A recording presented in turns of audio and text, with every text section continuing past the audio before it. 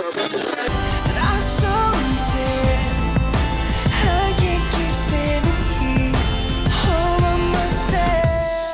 me is Canadian singer-songwriter Loig Morin, and he's here today to talk about his successful music career and his new album coming out on April 9th.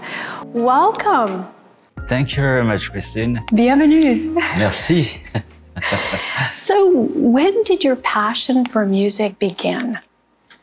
I think it was very early when I had like maybe 9 years old, and I saw like a music video on TV, and it was The Cure, and this guy with the hair, like, you know, very randomly haircuts, and the lyrics, the music.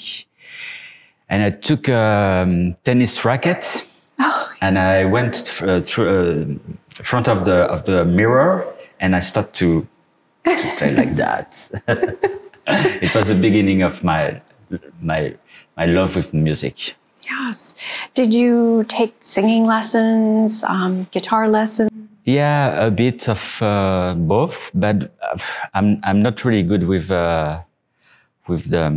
studying, and I quit like after few years because it was too conventional, and I love pop music and new wave and everything, and I quit the lesson, and I just play by myself and write my first lyric. Yeah, so tell us, you talked about The Cure as your first influence.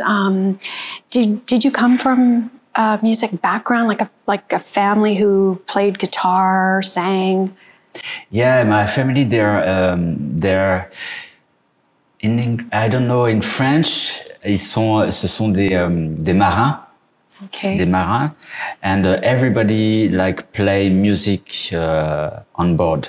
You know, like violin, guitar, they sing, and when I was younger, I can see my uncle and grandfather singing and playing music, but not very seriously. Just it's serious, but just to entertain the people and because something's happened.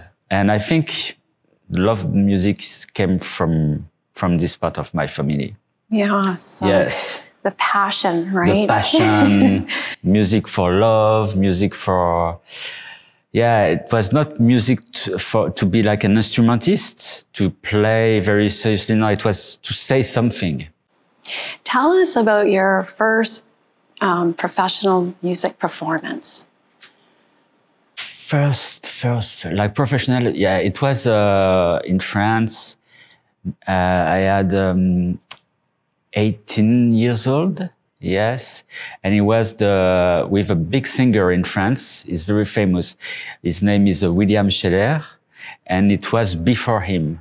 And it was outside, and I played like 2 songs, and it was in front of 2,000 people. Wow. It was very impressive, yeah. And it was the first really professional experience of life in my life. And, you know, so you're originally from France, and then you moved to Vancouver, and why? Why did you want to move to Canada?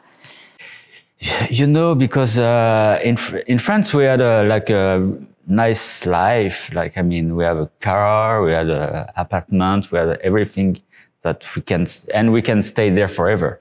But we missed something. And we say, the kids, we are twins boys, they are like 3 years old at this time, no, 2 years old at this time, and we say, we need to move, we need to do something. And for me, the music was not good enough. It was, and the bad, c'était dans la mauvaise pente, the bad... bad response, bad feedback. Yes, exactly. And I say, maybe, you know, it's time to change. And Canada, we have a special story with France and Canada and the history and everything. And especially for the people come from Brittany, because you have a lot of my name is Morin, and you have a lot of Morin in Quebec. Yes. You know, alors, I say, maybe I need to go there. And you know, the street where I born is called Jacques Cartier. Oh, Jacques Cartier. Alors, it was a sign, yes. You know, and we decide to move in Canada, and we really don't know where to go. And we heard about Vancouver and it's not so cold and we say, okay, let's go to Vancouver because we ask for the residents before to move. And yes, when we arrived in Vancouver, we sold everything we had in France. Yeah, and we just have like maybe like very, very less. Yeah, maybe nothing. Just for the kids to go to the preschool. That must have been really... Yeah, it was kind of tough at the beginning. But with the Canadian, that's the story. Because they are so helpful, so amazing. And for us, it was, even if it was hard at the beginning, really hard, it was finally very easy because everybody is very helping. And oh yeah, we are so lucky. And yeah, step by step, we found a job, we found an apartment, and we start to have few penny in the pocket. And, you know. Yeah, well, you actually, tell us about Vancouver Fashion Week. That was one of your first... Yeah, exactly. I started to be DJ and at the Shangri-La at this time, 2 times per week. And the Vancouver Fashion Week producer, like it was one of his favorite places to come. And every time he comes, he said, "Oh, I like your music. I like your music." And one day he told me, "Do you want to? I would like you work for me, with me." And I say, "Oh yeah, of course." And now it's 7, 8 years. Yes. We work together like 16 seasons. Yes. Yeah. And then along the way, so you started, you know, the Festival de l'Été aussi, like yes, you performed at. So it was that journey that you met people. And so now you have 7 albums, is that right? Yes. So tell us when your first album was.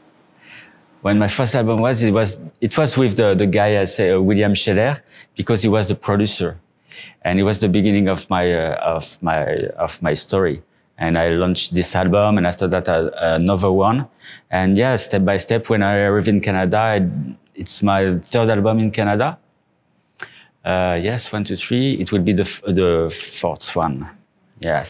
And then I like your album La Rivière. La Rivière, yeah. It with this album, yes. Then everybody start to look at me. Yeah. With the music in Canada, yeah.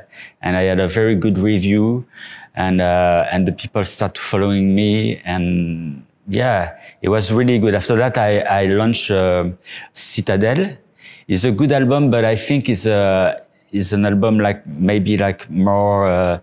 It's very deep and sad, and it didn't have like the success that I think it can have, that I thought it can have with the public. It was like the critic really loved it, but it was more difficult to find like an audience. And the new one will have the success, I think, that you will, and I like Le Temps qui passe. And Le Temps qui passe, yeah. Yes, it's like it's romantic. It's a love, right? Yeah, it's about love. Yes, about the time fly. Yes. And yes, and it's very, you know, it's very emotional, because when you watch the video, yes. Video was maybe it was in 2018, okay, and already some people, they break up. Oh. You know, it's really, when you watch the video now, yes. You know, the time's flying, and you can see them like each other, like very happy, but you know, it's enough already. It's done already. Yeah. Yeah. So describe your music. Yes, it's a mix. It's a pop mix with a symphonic instrument.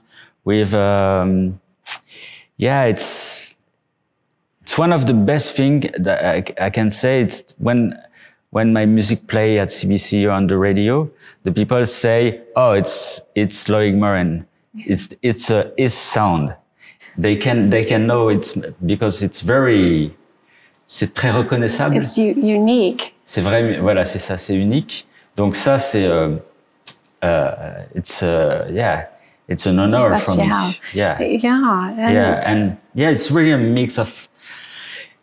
I talk about love, and I talk about like how difficult love is.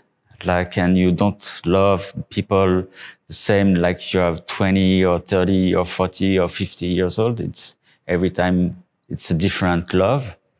And I talk about that, and I talk about what you say, what you don't say, what you hide and what you don't hide.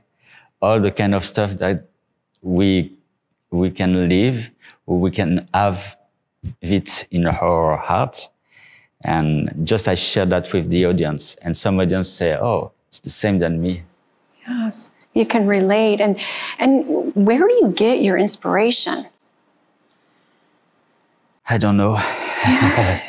From the heart, Deco. I think, for the last album, it was in March, and I was really depressed. Mm-hmm. Like for the first time of my life, it was like when the pandemic hit.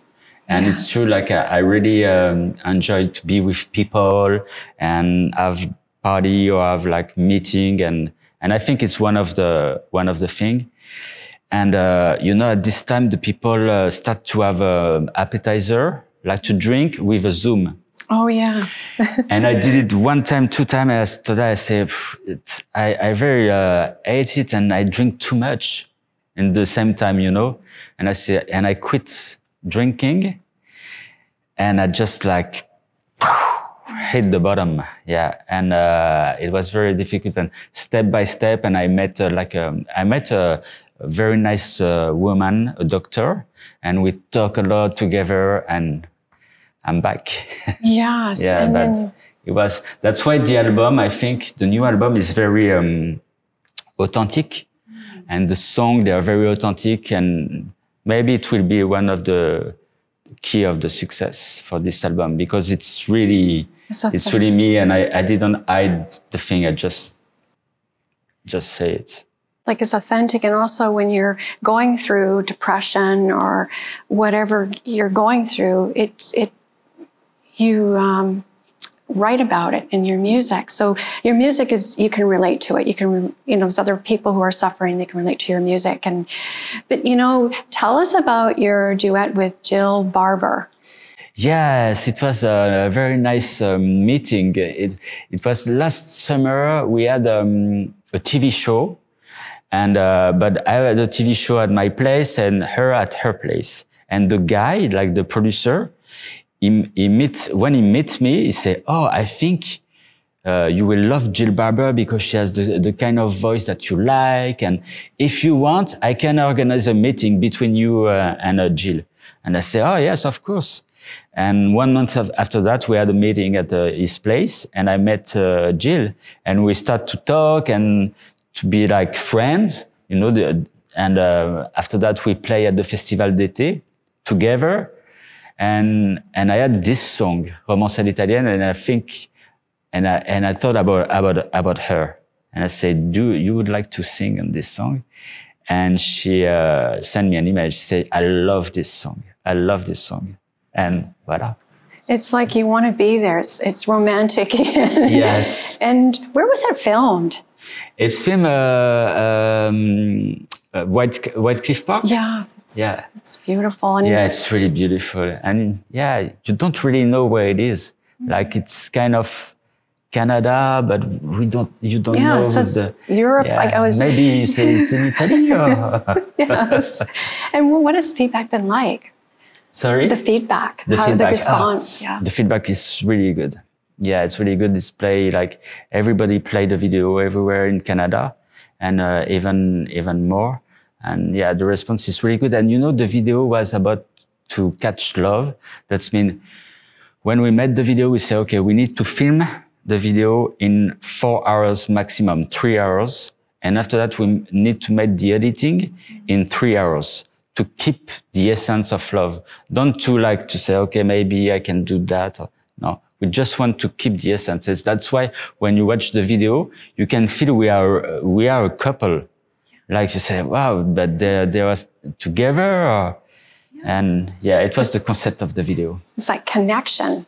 Yeah. Which is really important in, you know, connecting to your audience. And you have your own studio too, right? Yeah. It's wonderful.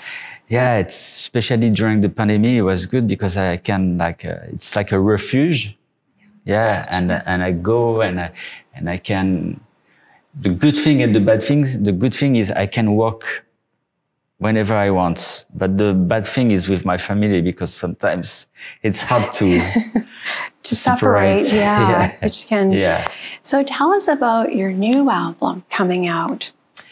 Yeah, the new album is 8 songs. Yes. I talk about love, about the addiction, about the like. One song is the last song of the album when I left France and when I came in Canada. It's talk about that. It's an upbeat album because it's Printemps, you know, and I'm working on the concept. The concept is one album per season. One album per season. Wow, that's exactly. So fun, exciting. Yeah. That's a big challenge, isn't it? Yeah, at the beginning, I want to like one album per season in 1 year. Wow. Okay. But it's not too much, but I can't promote it with the pandemic. You know, it's too, I can't. I'll say, okay, I will launch one album per season per year. That means next year, at the same time, I will come back here. That is so... to talk about summer. I would love it. And so what is next for you? The release of the next for me, it's what's the next for me? No, it's the release album, the next, and we have a new music video running in 2 weeks. Yes, and you have Maude.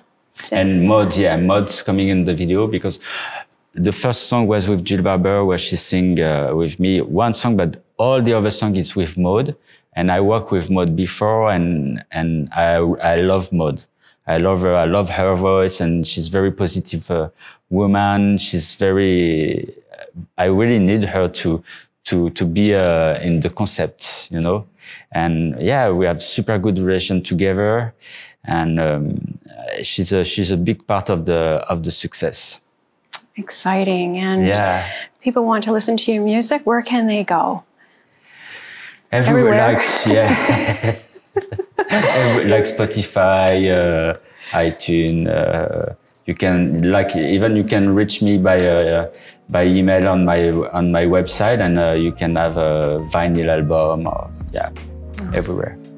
Thank you very much for coming on the show, and I'd like you to come back. Yeah, thank you very much, Christine. It was a pleasure. Thank you so much for the invitation. Merci beaucoup. Merci.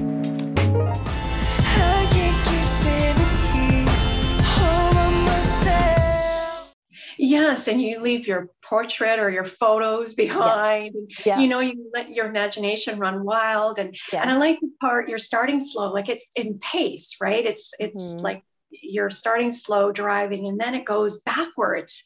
So what was the intention of that? I would have to credit Doug Fury for that. He does all the video direction. For us, he directed Jim, and of course he directed this lyric video. And I think that, you know, it's like essentially going back to the beginning. You know, like almost like in any song, we repeat the chorus, for example. So we go back to that same theme, and to be able to drive away in someone's vehicle, you know, it's like it's going back to the beginning. I keep telling him, because he returns the car in the end. But he says it's more of a feeling of going back. Yeah, it looks like you had a lot of fun. And and how long did it take? Oh, well, again, it's, you know, Doug is like always such a genius. He always puts in so many hours in post-production. So even though, you know, something like a scene of driving a car is very easy, you know, it's you can set up your camera and basically just compile the footage. But for him, it's always in post-production that takes the longest time, of course. And he is a meticulous perfectionist when it comes to editing. So it did take him a lot of time. Not as much time as Jim, of course, because that was an entire scripted scene with multiple people in it. So that it was easier in that regard, but it took him a long time.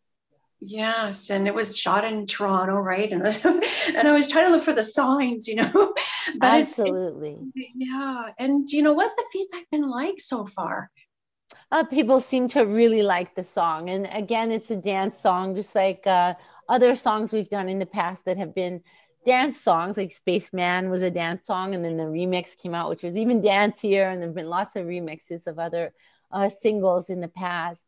But I think that people are always surprised with every single that we have coming out. Like we are currently in the studio today working on a thrash metal song, which is definitely not for the radio or the faint of heart.